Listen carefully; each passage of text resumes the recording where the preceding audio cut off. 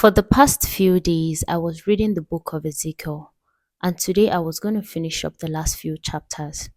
Well, before I began my Bible reading, I said a short prayer and also stated to God how I think the book of Ezekiel was a bit boring because for the most part of it, all I was reading was God's proclamation of doom on rebelling Israel, his punishment to the surrounding nations that weren't any better, and his promise of restoring Israel after they finished 7 year time in Babylon.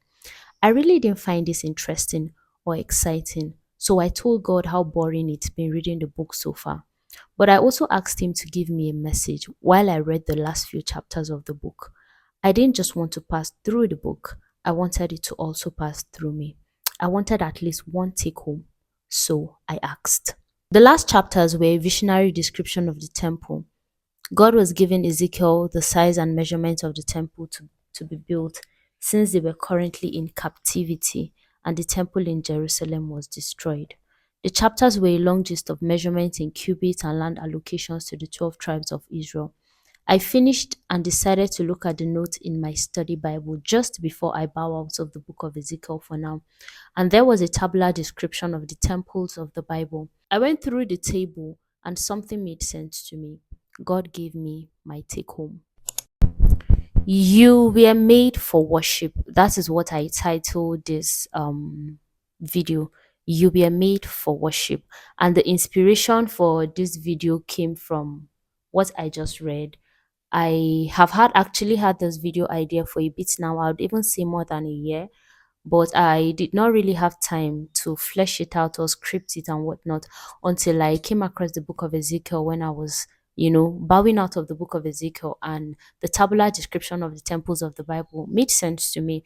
And I was able to script out this video. So I'm hoping that you find this video helpful or useful. Please share it with whoever you think might be needing. My name is Plangdes. If this is the first time you're seeing my face, you're welcome to my YouTube channel. Please subscribe. I hope that you have a reason to stick around. And if you're returning, hey, you're welcome back. Good to have you here once more.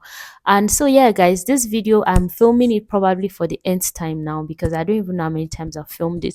The last take I had, I was editing and realized half of it, the audio was missing, so I have to refilm the entire video again. So let's just get right into the business of the day.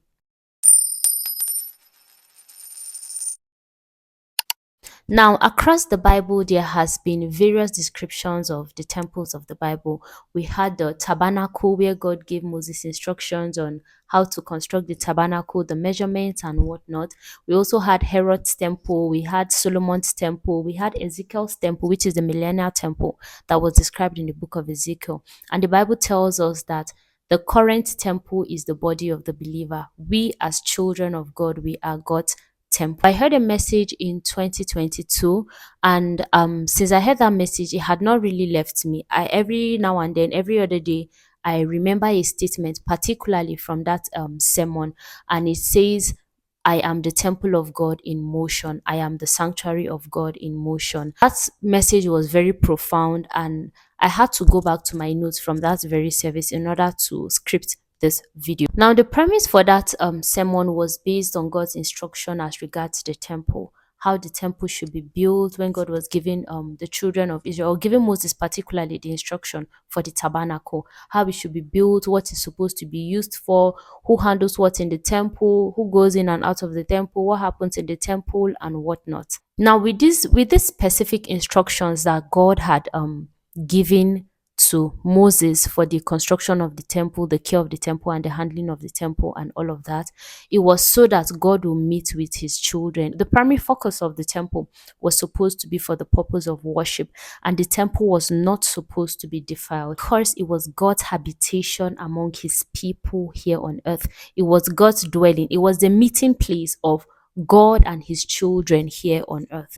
Now, the New Testament asks a question: do you not know that your body is the temple of God and the Spirit of God dwells in you? If you defile the temple, God will destroy you, for the temple of God is holy, which temple you and I are. Now, emphasis on you as the temple of God, and the purpose of the temple is for worship.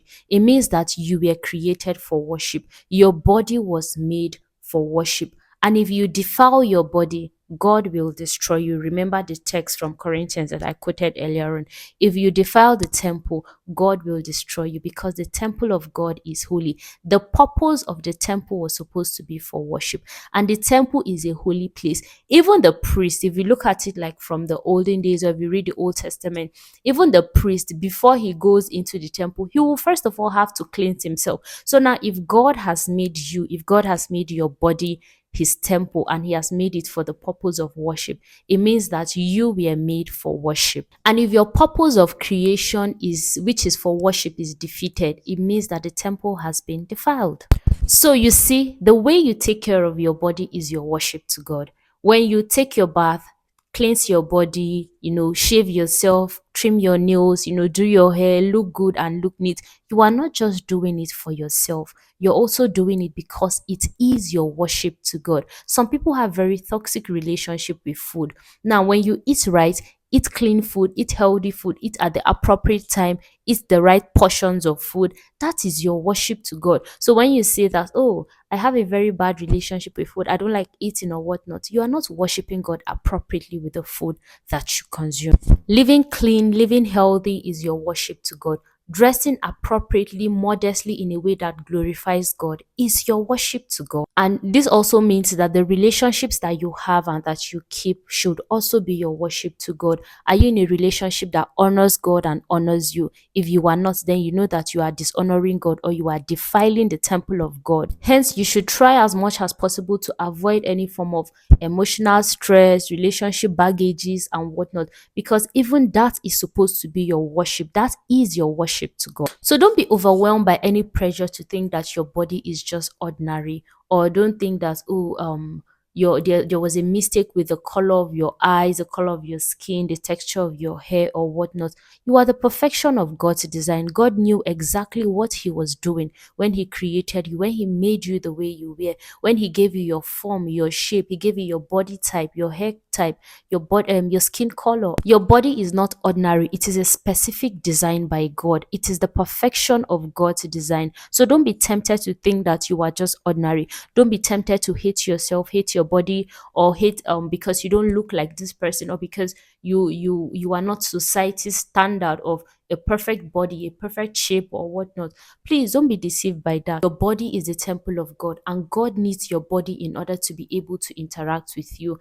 The same thing in the olden days, the temple was the medium where humanity met divinity. So God would interact with his people. They offered up sacrifices and whatnot, and he will accept it, speak to the priest, speak to the high priest, which will in turn speak to the people and whatnot. So when God calls your body his temple, he knows exactly what he is doing. He knows what he is saying. He needs your body to be able to interact with you. So everything that pertains to your body, from what goes into your body, what is put on your body, how you handle your body, it is all a means of your interaction with God. It is all a means of your worship to God.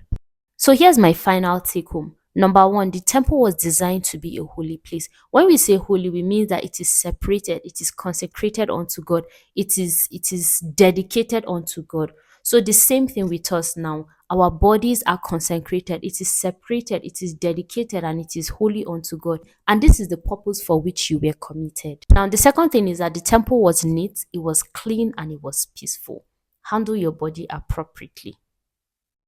Clean, neat, and peaceful. Now, the final thing is, in God's temple, God was the focus. Now, as regards your being, as regards your body, is God the focus? Or is somebody else the focus? Is society the focus? Is beauty standard the focus? Is God the focus? Because in the temple of God, the way it was designed to be, God was supposed to be the focus of the temple. And so even as it is now, as your body is the temple of God, is God the focus? So when you are held between, should I do it or should I not do it because it is the wrong thing to do, and you choose the latter, you choose not to do it because it is the wrong thing to do, that is also your worship to God. And every step you take for God is a manner of your worship. Please and please do not forget, finally, take home this, that you are the temple of God in motion. Your body is the temple of God in motion. So thank you so much for watching this video. My name is Plangdes once more. Please give this video a thumbs up if you found this useful, and if you're not yet subscribed, please subscribe to my channel, turn on your post notification, share this video with whoever you think is going to find it very useful or helpful. And thank you once more. I would see you in my next one. Bye.